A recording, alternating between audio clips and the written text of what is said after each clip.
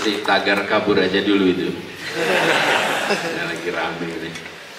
Itu jangan dipandang orang-orang yang pergi dari Indonesia sebagai meninggalkan tanah air, tapi pergi dari Indonesia membawa nama Indonesia, berkiprah di tingkat global.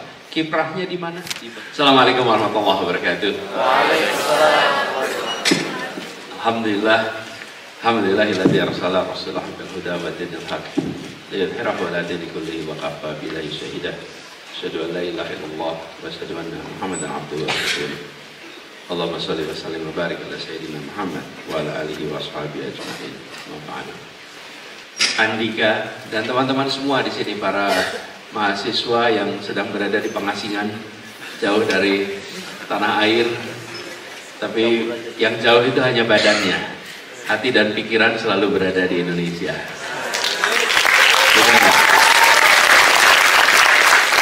Ya, memang pesawat nggak bisa bikin pergi pikiran kita, hanya bisa bawa badan kita pergi dari Indonesia. Alhamdulillah. Ya teman-teman sekalian, saya bersyukur sekali bisa sampai di sini. Tadi malam tiba persis tengah malam, sampai di kota ini sekitar jam 3 pagi ya, dari pagi, dan suhu udaranya memang dingin. Suhu udara dingin. Pagi ini pun masih lumayan agak dingin. Tapi seperti dibilang tadi, pertemuan kita insya Allah bisa hangat, karena ini adalah pertemuan pikiran, pertemuan hati. Karena itu bisa hangat yang kita rasakan. Nah, saya bersyukur bisa sampai, dan ada tugas yang diberikan oleh panitia. Tugasnya itu tidak sederhana. Tema yang diberikan oleh panitia IRBET Expo yaitu Pak, kolaborasi lintas bangsa untuk dunia yang berkeadilan, yaitu tentang perspektif pendidikan dan kemanusiaan. Ya teman-teman sekalian, ini adalah satu tema yang besar sekali kalau kita bicara tentang pendidikan kemanusiaan. Walaupun ini konteksnya global teman-teman, tapi saya ingin nanti kita akan lebih banyak bicara tentang konteksnya Indonesia. Mengapa? Karena ketika kita bicara tantangan global, maka pada saat yang sama sebenarnya kita bicara tentang tantangan Indonesia. Tantangan yang ada di global itu sama dengan tantangan di Indonesia.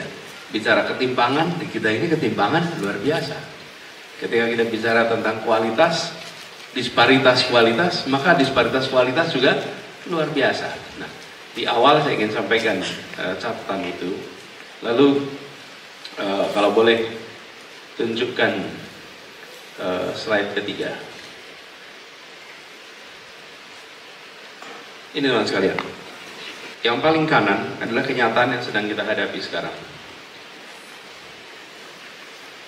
Ada yang memiliki akses yang sangat tinggi, ada yang rendah, dan ada yang di bawah.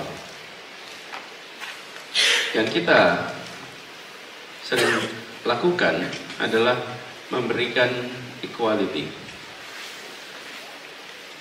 Yang dibutuhkan adalah memberikan equity. Perbedaannya apa? Kalau memberikan equality, kita memberikan kesetaraan tanpa memperhitungkan latar belakang. Memberikan kesetaraan tanpa memikirkan situasi yang dimiliki oleh siswanya atau keluarga siswanya. Yang penting sama. Nah, equality ini sering kita temukan menghasilkan situasi seperti ini. Dari sisi penyelenggara negara sudah memberikan sesuatu yang sama nampaknya, tapi dampaknya belum. Kalau yang ini kita bicara tentang memberikan equity. Dalam pendidikan kita harus mendorong pendekatan ini. Tidak mudah, tapi ini yang harus kita dorong. Dan tantangan di Indonesia nanti kita diskusikan di dalam percakapan nanti. Bagaimana kita bisa memberikan akses yang setara agar mereka yang memiliki ketertinggalan akses itu pada akhirnya punya kesempatan yang hampir sama. Ini 3 urusan global. Coba ditunjukkan sebentar. Slide berikutnya 4. Global ada angka yang tidak kecil.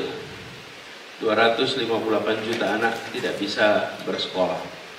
Dan kita punya krisis kemanusiaan, ada kelompok-kelompok bangsa, kami tulis di sini, Palestina, di Suriah, di Yaman, yang lebih dekat dengan suasana peperangan daripada suasana persekolahan.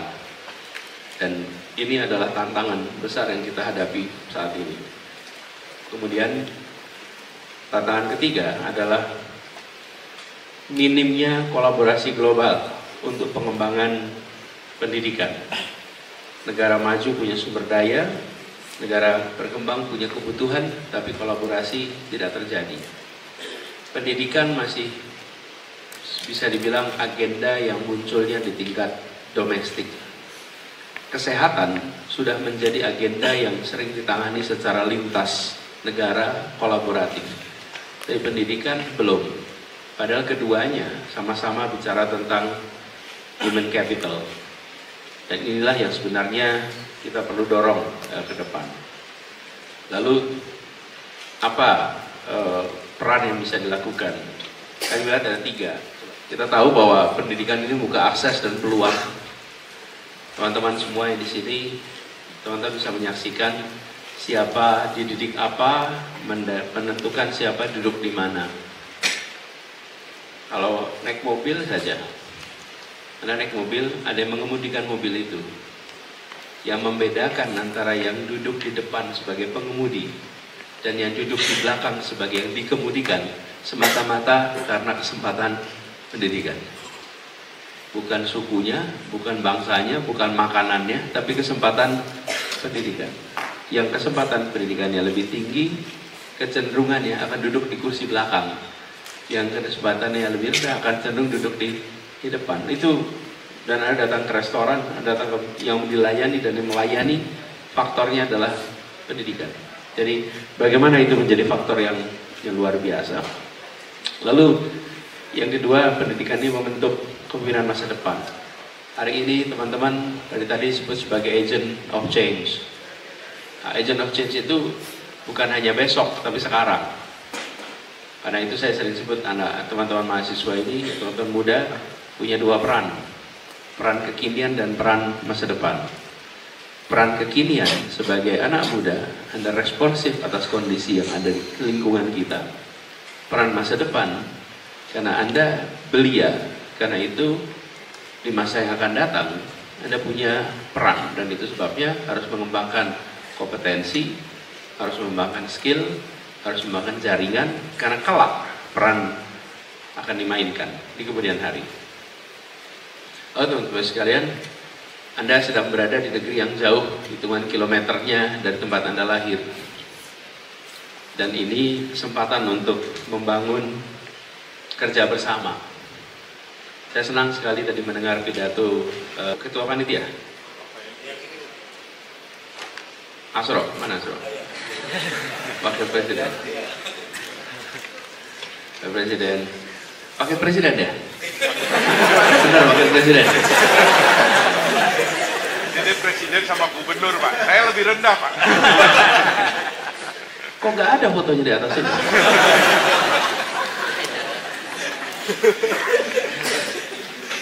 Itu nunggu ya keputusan MK ya.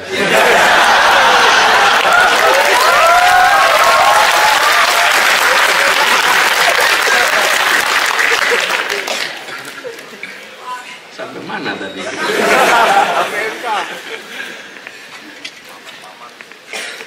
Jadi senang mendengar pidatonya. Kenapa? Karena tadi saya perhatikan dalam pidatonya menyebutkan tentang solusi untuk tantangan bangsa. Saya senang sekali mendengar itu. Kenapa? Karena banyak di antara kita ketika belajar ke negeri yang jauh, berpikirnya pulang mau menerapkan ilmu. Kita sedang tidak butuh orang-orang pulang menerapkan ilmu. Kita lagi butuh orang-orang pulang menyelesaikan masalah di Indonesia. Beda tidak itu? Beda. Beda sekali. Kalau pulang menerapkan ilmu, ya dia nggak terlalu pusing itu di Indonesia jadi solusi apa tidak. Karena ilmunya mau diterapkan. Yang dibutuhkan adalah masalah di Indonesia perlu diselesaikan dengan ilmu yang Anda dapatkan. Kalau dalam bahasa Inggris ada istilah adopsi dan adapsi. Adoption sama adaption. Bedanya hanya huruf A. Kalau yang adoption, dia akan menerapkan. Kalau yang adaption, dia akan menyesuaikan apa yang menjadi kebutuhan. Nah, kita butuhnya yang memberikan solusi. Karena itu saya suka pidato-pidato yang tadi, karena itu relevan dengan kebutuhan yang ada di Indonesia. Boleh tepuk tangan.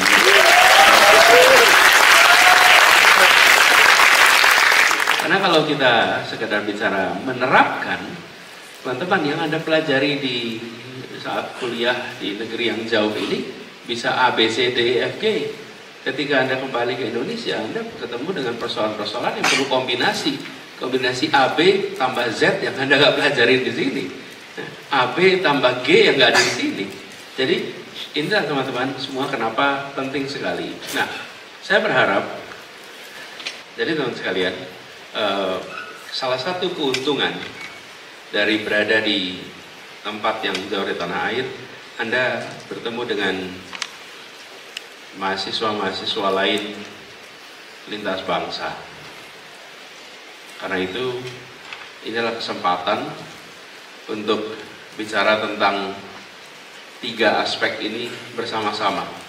Agen perubahan global, gerakan sosial di kampus, dan juga solidaritas antar bangsa. Ini membutuhkan kemauan dari kita yang berada di kampus internasional untuk membangun jejaring internasional. Salah satu tantangan besar yang dihadapi oleh mahasiswa Indonesia yang berada di luar Indonesia adalah terlalu banyak bergaul dengan sesama mahasiswa Indonesia. Dan ini membuat ikhtiar membangun jejaring global tak selalu terdukung. Ada periode di mana jumlah mahasiswa Indonesia tidak banyak. Karena tidak banyak, kondisi memaksa mahasiswa untuk berteman, berjejaring dengan mahasiswa-mahasiswa lain dari berbagai wilayah. Tapi sesudah populasi mahasiswa Indonesia menjadi besar, ada kecenderungan untuk berinteraksinya hanya dengan sesama mahasiswa Indonesia. Karena itu kami berharap sekali teman-teman yang sekarang sedang berkuliah di Yordan, teman-teman untuk mengembangkan jejaring itu. Nanti kalau sudah selesai pulang ke Indonesia, ketemu dengan semua orang Indonesia banyak sekali di sana.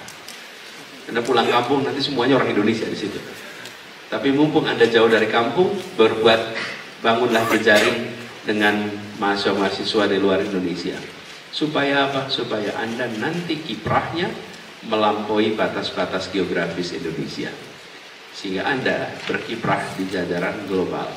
Agent of change-nya, kalau lihat di sini, untuk perubahan global.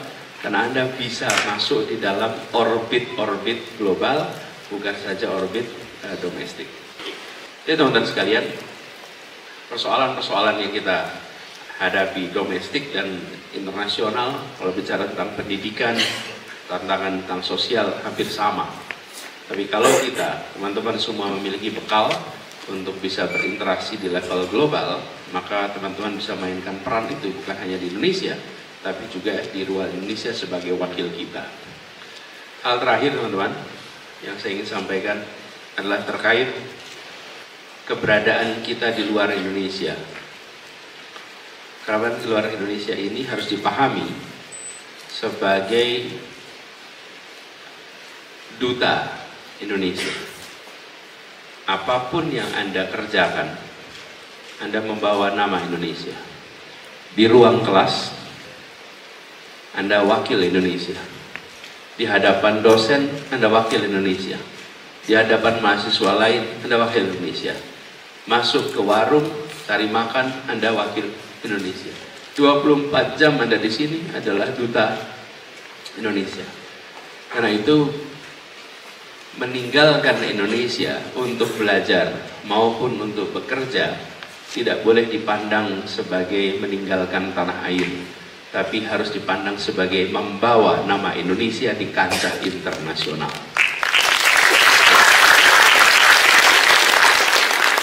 Jadi tagar kabur aja dulu itu. Lagi rame ini. itu jangan dipandang orang-orang yang pergi dari Indonesia sebagai meninggalkan tanah air, tapi pergi dari Indonesia membawa nama Indonesia, berkiprah di tingkat global. Kiprahnya di mana? Di bekerja dan berkarya. Berkarya itu profesional, bekerja itu untuk belajar. Tapi dua-duanya sama-sama membawa nama Indonesia.